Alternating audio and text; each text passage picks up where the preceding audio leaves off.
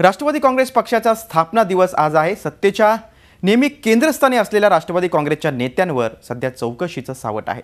NCP पक्षप्रमुखांना आता नेत्यांची दुसरी फळी जनतेसमोर आणावी लागेल। पाहूया या संदर्भातला एक रिपोर्ट। एकापेक्षा एक दिग्गज नेत्यांची फळी असलेला राष्ट्रवादी काँग्रेस पक्ष, शरद पवार, अजित पवार, दिलीप वळसे पाटील, जयंत पाटील असे एकाहून एक दिग्गज नेते। पण आर पाटील यांचं अकस्मात निधन आणि छगन भुजबळ यांची चौकशी यामुळे हा पक्ष आता खचून गेला आहे। त्यातच सिंचन घोटाळ्याची टांगती तलवार आहेच। सत्ता हे या पक्षाचं ऊर्जेचं केंद्र, पण आता तेच नाहीये। त्यामुळे नेहमीच महाराष्ट्रात धमाकेबाज असलेल्या या पक्षाचा वर्धापन दिन दरवर्षी मुंबईत साजरा होतो, पण यंदा मात्र दिल्लीत साजरा झाला। कारण मात्र काही वेगळंच सांगण्यात आलं। शेतकऱ्यांचा अतिशय गंभीर आंदोलन आणि प्रश्न हा या राज्याला आणि देशाला भेडसावतोय।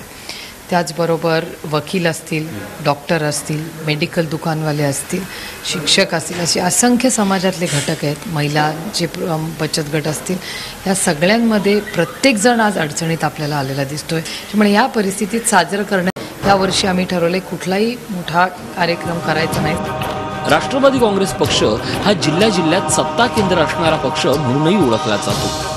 पण केंद्रात, राज्यात इतकंच नाही तर बालेकिल्ला असलेल्या पश्चिम महाराष्ट्रात देखील स्थानिक स्वराज्य संस्थांच्या निवडणुकीत पराभव चाखावा लागल्यानं राष्ट्रवादी काँग्रेसचे कार्यकर्ते बॅकफूटवर गेलेत। एका बाजूनं पंतप्रधान नरेंद्र मोदी सरकारवर टीका करायची आणि दुसऱ्या बाजूला त्यांच्या आपण कसे जवळचे आहोत हे दाखवण्याचा प्रयत्न नेते करतायत आणि घुसमट मात्र कार्यकर्त्यांची युक्ती आहे।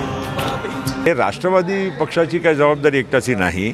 आता आत्ताच थोडे दिवसापूर्वी गोव्याचे इलेक्शन होते। आम्ही काँग्रेसला सांगून थकलो की तुम्ही आपण एकत्र राहून आपण लढलो तर नक्कीच आपल्याला यश मिळेल, पण काँग्रेसने त्यावेळेस त्याचा विचार केला नाही। अनेक ठिकाणी आम्ही पाहतो की सगळे पक्ष जेव्हा एकत्र येऊन जर लढतात तर त्याचा फायदा होतो। साखर कारखानदारी, सहकारी संस्थेत चांगले दिवस नाहीत, केलेल्या चुका पोटात घालणारे दिल्लीत सत्तेत नाहीत। या सगळ्यात अडकून पडलेल्या राष्ट्रवादीला कधी मराठा मोर्चा तर कधी शेतकरी आंदोलन याचा छुपा फायदा घेण्याचा प्रयत्न सातत्यानं करावा लागतोय असं चित्र दिसतं।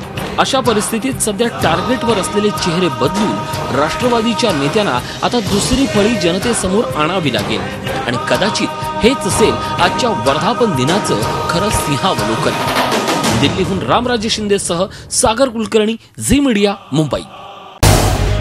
झी 24 तास रहा एक पाऊल पुढे।